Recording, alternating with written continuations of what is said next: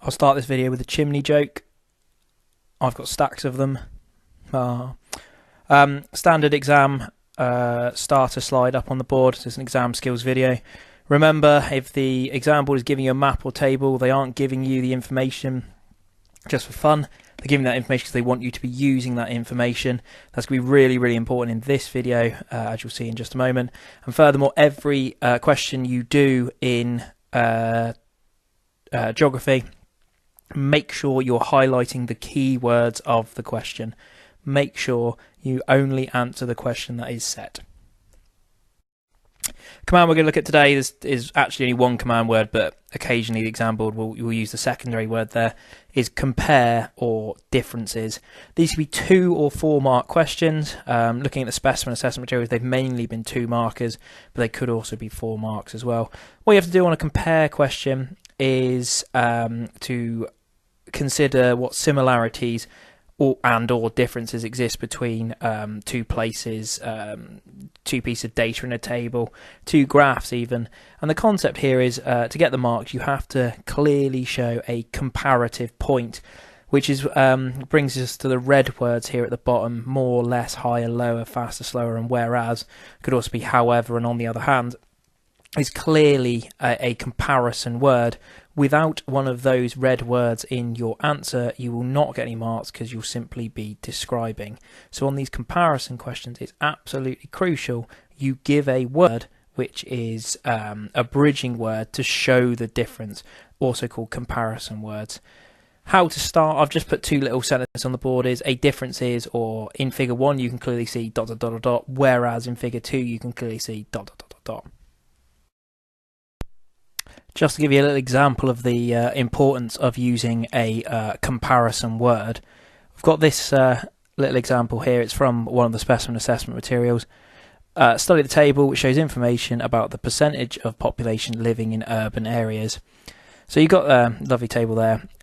Compare the estimated rate of change in Asia with that in North America. Now, hopefully, with that question, outside of the exam pressure, actually doing it in the exam hall, you can read that and go, it is absolutely crucial that I highlight or underline the key words here. Compare obviously as your command word, rate of change, fine, and then it's only Asia and North America. If you talk about any of these other continents, Africa, Europe or South America, you're going to score 0 marks.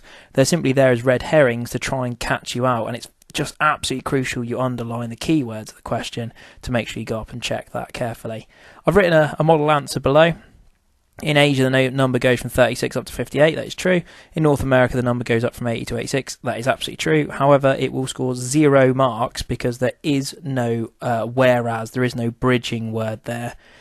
If you were to simply have added a whereas after the first full stop after Asia, you're definitely going to get 1 mark here. Feasibly, you could actually get 2 because you've used the figures as well. I would want you to calculate a range there and try and show like the rate of increase, but you'll score 0 for that answer there on the board because there simply is no comparison. It's just 2 descriptions that aren't linked together. So have a second look at this question. Compare the estimated rate of change in Asia with that in North America. So we look and identify hopefully quite quickly that both of them are increasing. However, we need to do a comparison. So the first thing I would identify is both are increasing, and then identify that Asia is increasing at a far faster rate. And what I want you to do there is to say that it increases from 36 to 58, a 22% increase, whereas in North America, though it is increasing, it's only a 6% rise. That in all reality is likely to get you both marks. You can show a little bit more manipulation by saying that Asia grows at more than 3 times faster the rate there.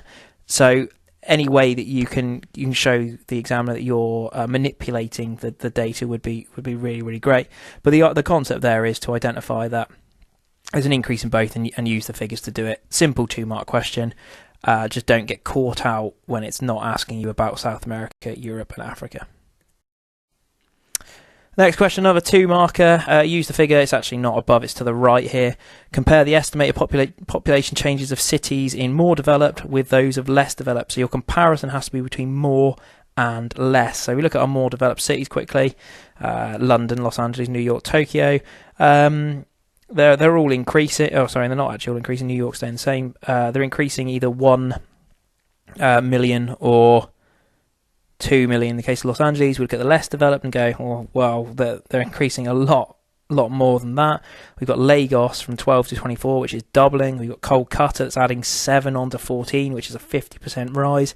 Hopefully you can see quickly that the LDCs increase far faster than the MDCs. So the answer here is going to be LDC countries, cities increase in size far more than the MDC countries. You want to back that up with a figure. As a 2-mark question, I'd certainly identify Nigeria here. Nigeria has doubled in size, whereas London has only added just 10% in that 15-year period.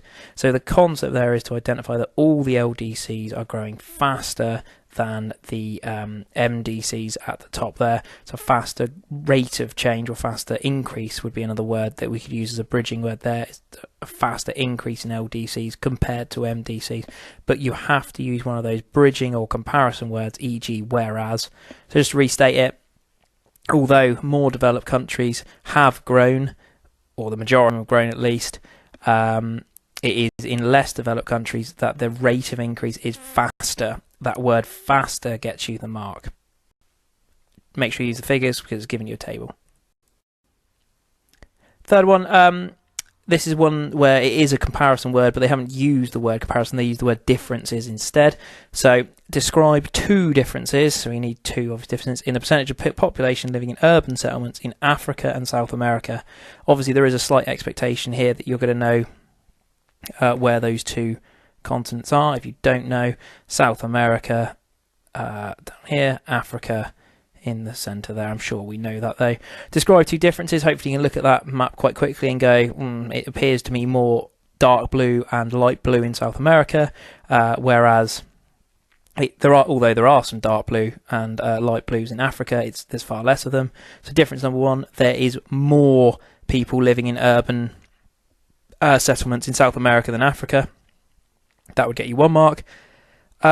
Second difference here, hopefully you can see in Africa there are some yellow, or I suppose that's beige really, colours where it doesn't appear that there are any in South America. So a second difference here would be there are 1, 2, 3, at least 4 countries in Africa with less than 20% urban population, whereas there are none in South America. That keyword whereas there to get your mark. You could also identify that there is a greater range of urban population in Africa from less than 20 to 80 plus, whereas a smaller range found in South America. Study figure 4, a world map showing the global distribution of human development. Human development combines data on life expectancy, education levels and income, blah, blah, blah, blah. Using figure 4, compare HDI values in Africa and South America. Again, you're going to have to know South America and Africa, and what we're going to try and do is compare those HDI values, and as a result of that, hopefully again you can see that in South America we've got a darker colour of blue here, meaning more than 0.8. We've got none of those in Africa, so that could be one comparison that you could make here. Simply identify that there are more higher HDI figures in South America than there are in Africa. Higher would get you the mark. Try and use a figure to prove it as well. And then exactly the same here. There is a greater range in Africa than there is in South America. In South America, the lowest figures are between 0.6 and up to more than 0.8, whereas in Africa they are from 0.5 up to 0.8. There's a greater range found there, and that could get you your second mark. Furthermore, if it was asking for a comparison point, I suppose you could identify that central landlocked South America is the lowest, and whereas actually central landlocked Africa is also the lowest there. So a little bit of just map advice there. Always look for your north, east, south, west, your landlocked countries, and that might be a comparative point that you can make. 4 marker, this is one I've just made up really, just to try and show you how to do it. Compare the quality of life of the people living in the UK and Kenya. There's a couple keywords here. Obviously compare, that's what the whole video is about. But the quality of life aspect there, you need to be considering comfort, access, privacy, safety here on a quality of life question. That's why it's going to be 4 marks, because it needs you to make a comparison and then add to it with a so what statement. UK and Kenya, Somalia thrown in there as a red herring to try and catch you out. It's only interested in UK and Kenya.